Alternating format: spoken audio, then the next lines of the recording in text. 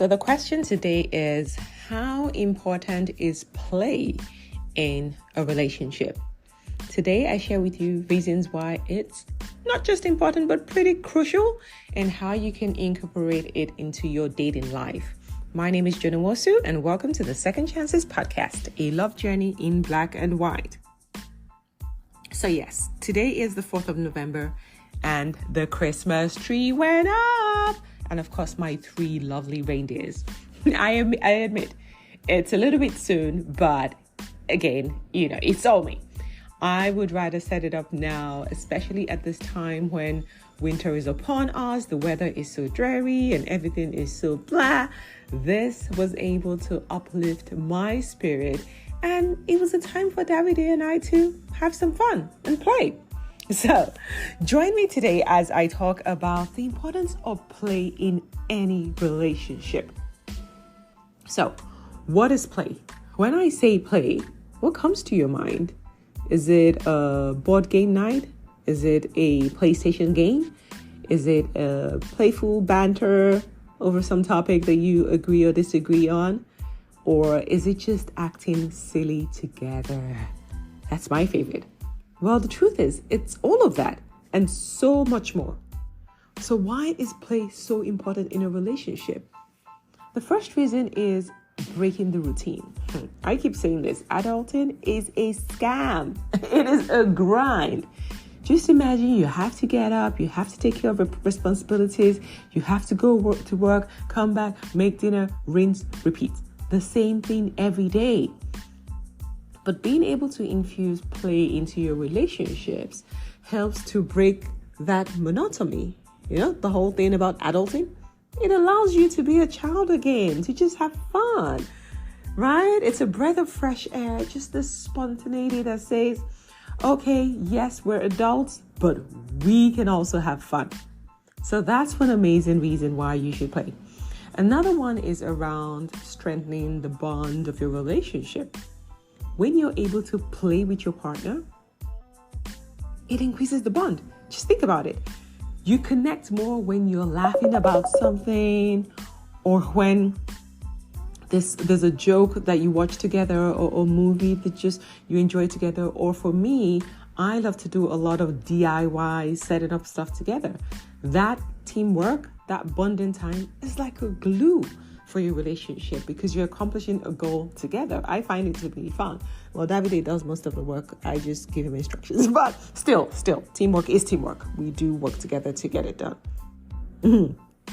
Another one is, it's a healthy escape from relationships and the real world, right? Again, it's quite similar to just this whole adulting theme, right? It's a good way to escape, especially when you've had a tough day at work, or maybe the relationship is just a little bit at the moment. Then you can infuse some play into it, and that could just kickstart things all over again. It could make things fresh and exciting all over again. Or if it's just you've had a long week at work and everything is just that time of the year where it's budget season and all, you can use play to escape from all of that seriousness that life has to do with, and just enjoy being with your partner and just doing things just because, just having fun and just being silly. It's such a great way to enjoy the moment. It's really, really cool. Another one for me, I think, which is very important for my relationship as well. I find that when we're in that playful mood, it's easier to have conversations. Like, there's just some things that are better spoken about when everybody's in a happy, playful mood, right? Even you don't take life so seriously at that point. And it's easier to just share what's on your mind and for the other person to listen, as opposed to when maybe they're just stressed about work or stressed with life issues. And at that point, you want to have some conversation. It just doesn't really, really work or flow, right? So it's a good way to help improve your communication. If there's serious things that you want to talk about, then create a playful mood, or do it while you're accomplishing a project. Like today, we were setting up the tree and doing all these things and the reindeers, and it was just a good time to just talk about what our day was going to be like and some of the things I wanted to do. And I even managed to drag Davide out of the house early before, usually on the weekends he slips in, but today we were able to go out and go to a friend's birthday. So it's just a good time to be able to communicate better.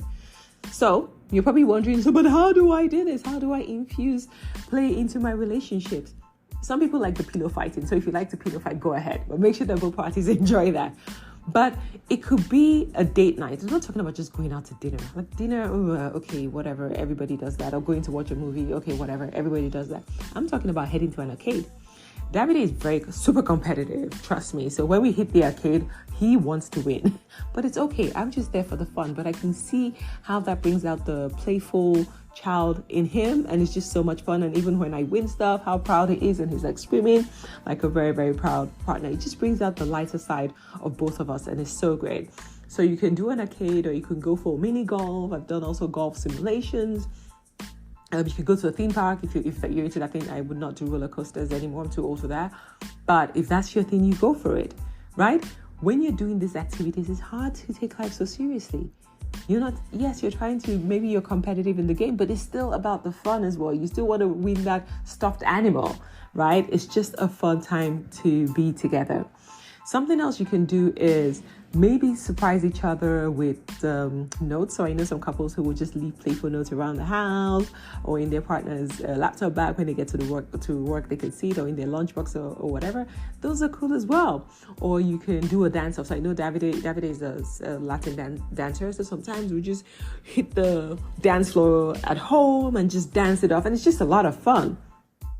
Another thing that we enjoy doing together is learning something new, going for activities. It could be in the summer, jet skiing, or trying to learn something new that is maybe a bit adventurous, but also playful, just like a new hobby that we can learn together. So that's something now that could become a ritual for us, or it could even be just learning how to cook a new meal together. Things like that. Learning together is such a good way to infuse play into your relationship. So whatever activities you think you can do, great, try it out. Play is not just the activity you're doing, it's an actual state of mind. It is this lightness that you feel when you're doing this stuff, where it's very different and different from your day-to-day routine activities. It's not serious. It's just the bringing out the child in you. And we all have this child in us screaming to come out. Okay? So remember, have fun.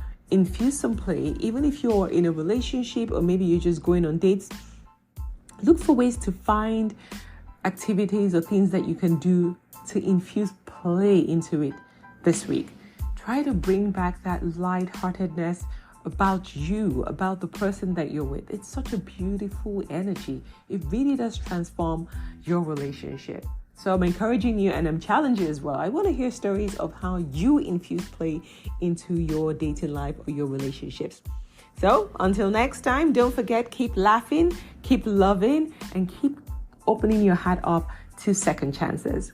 Thanks for listening to today's episode on the Second Chances podcast, a love journey in black and white. Till next time, sending you love and light.